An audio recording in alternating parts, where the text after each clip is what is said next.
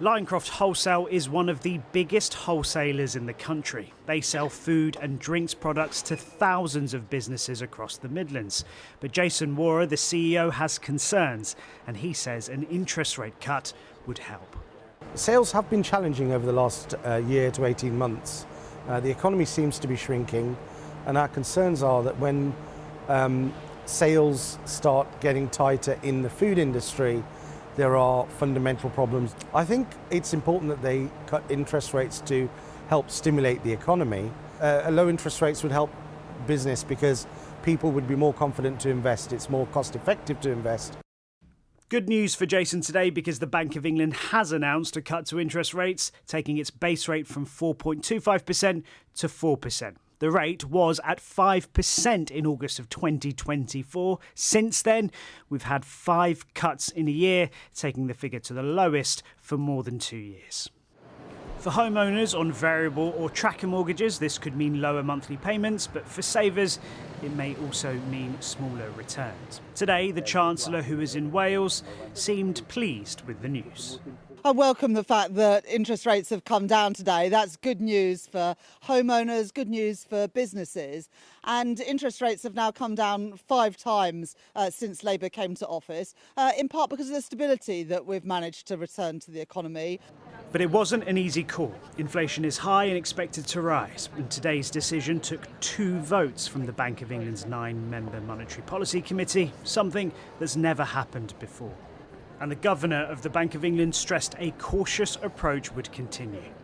Based on the outlook for inflation, a gradual and careful approach to the further withdrawal of monetary policy restraint remains appropriate. It is a complex picture, especially around inflation and economic growth, which is slow.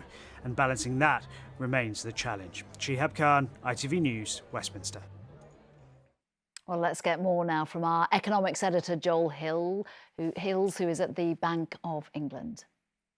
Inflation is above target. It's higher than the Bank of England was expecting just a year ago, and it's being driven up by food and energy bills. In normal times, you would expect the Bank of England to be raising interest rates, not cutting them. Households, after all, are starting to notice higher prices.